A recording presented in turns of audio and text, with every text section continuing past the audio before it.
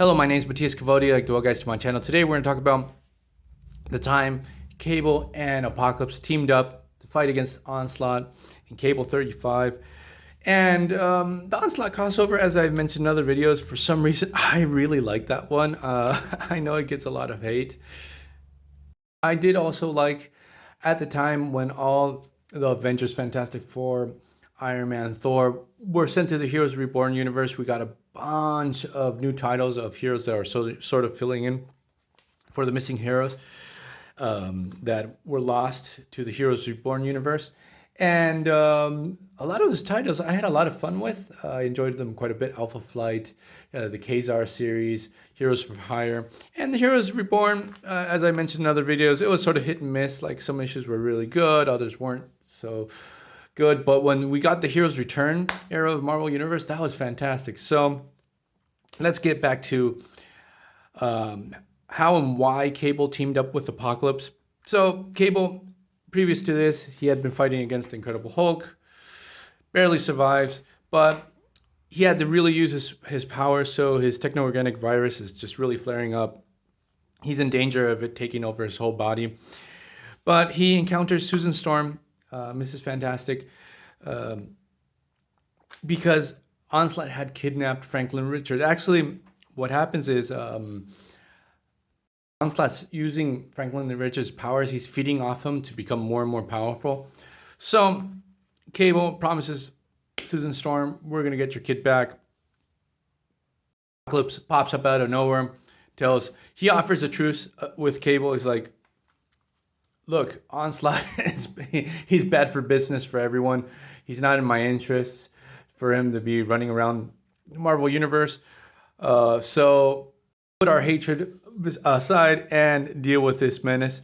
Oh, I forgot to mention, again, Ian Churchill, fantastic art, fantastic illustrator from the 90s, did a killer job. And also, again, we have the stories written by Jeph Loeb. So let's get back to the story. So the really interesting thing about this particular story, obviously both characters forge a uneasy alliance. They go to the astral plane to see if they can get the jump on Onslaught. They find Onslaught in his citadel.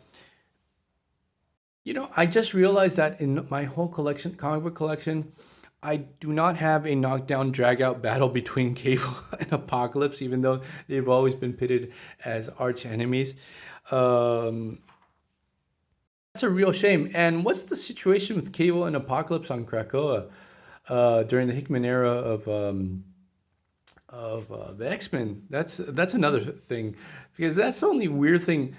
I know, like, during the Hickman era, like, all the mutant relations have restarted, and they're going to set the rivalries aside, but Apocalypse is sort of a big deal. I guess Angel 2 has an axe to the grind with him, but well, that aside, so Cable and Apocalypse are able to infiltrate Onslaught Citadel, but the real reason Apocalypse is there, and this is where I find it pretty interesting, is Apocalypse actually is not worried about Onslaught. He's worried about Franklin Richards. Like, he knows he's going to be his rival further down the line, so he wants to take Franklin Richards out now. Like, he doesn't want to deal with him when he grows up.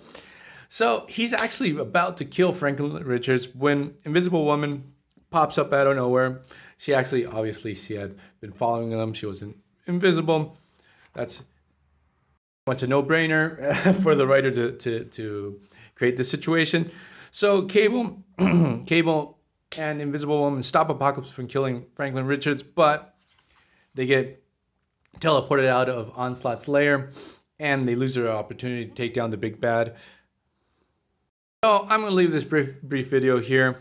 What did you guys think about the Onslaught crossover? What did you think about the Cable series from the 90s? See you guys next time. Bye.